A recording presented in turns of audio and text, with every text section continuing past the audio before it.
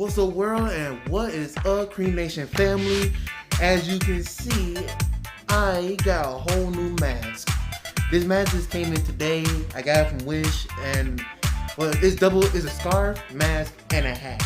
So I'm so happy that it finally came. I've been waiting so long for this mask to come in. So today we are reacting to a hooded man almost broke into my house, so I set him on fire. Wow, that is something. So that's the one on fire. That's cool. Yeah, that's kind of cool. You're gonna set someone that's gonna rob you or do something on fire. That's awesome. So, and this is by Steve D. Stephen D. Stephen D. So, hope you guys enjoy. Make sure you like, comment, and subscribe. And I want you guys to understand that every day is a good day. So let's get right into it. Ray was 11 years old. Her parents had to go to an emergency trip to her grandparents' house, but she had school and basketball practice in the mornings, so she couldn't go. Their house alarm was broken, so Ray's dad told her where his hidden pistol was and made sure she knew to call 911 if something were to occur and to immediately call him after. Ray's dad had always been somewhat paranoid, but their house was in a suburban area that wasn't known to have crime, so she didn't think too much of it. Her parents left after work on Friday. Everything was fine all night and all day Saturday. Ray's bedtime was usually around 11 p.m., but because she had the whole house to herself, she stayed up until around 2 a.m. before she got tired and finally went to bed. It had only been an hour or so since falling asleep when suddenly, Ray heard a random loud pop from outside her room. The sound was from the front door. Ray didn't think too much of it at first because on windy nights there were times when the door would be pushed just slightly and it would make that sound. But there was no wind. Even still, she wasn't very worried. There it was again, followed by a bunch of clicking noises. Ray started getting annoyed thinking that it was the neighborhood stoner kids just messing around in the middle of the night, which they were known for doing so she got out of bed and went outside the room. Her bedroom door has a loud pop to it when opened, louder than the front door, and it can be heard throughout the entire house. Suddenly, the clinking noises stopped, but Ray still felt the need to check it out. There were high shrubs outside her bedroom window, so she couldn't really see outside very well. Okay, I'm gonna say this.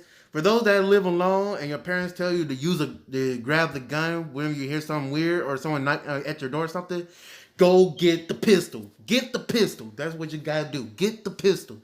You will be safe. She went out to the living room and peered through the blinds and choked up when she noticed the hooded figure peek over from the side of the entrance. Someone was trying to pick the lock and break into her house. Ray's mind was racing. He had to have noticed the blinds move, but maybe he ran off. Ray held her breath for a moment and stayed completely still.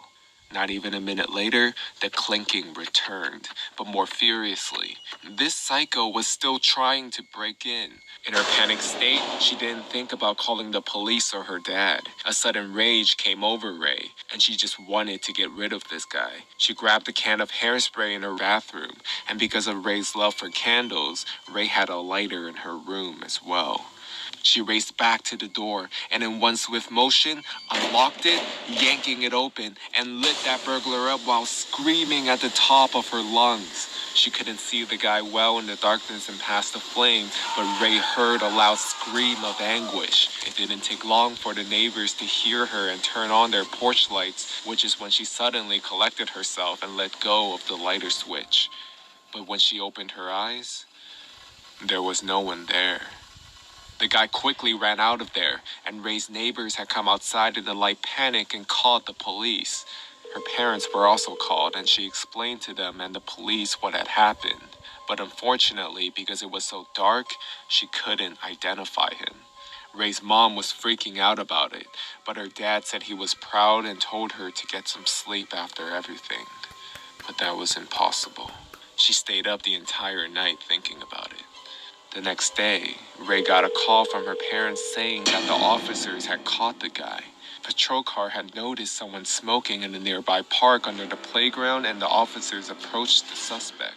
Assuming it was one of the stoner kids, they expected him to run. But to their surprise, he approached them and was begging for help.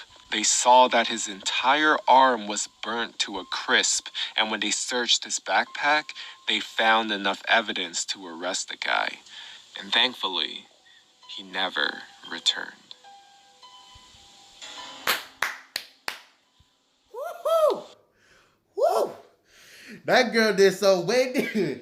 That's crazy. Ooh, man. Instead of grabbing a gun to shoot a fool, she straight up burnt the nigga alive. She actually burnt him alive. That is awesome.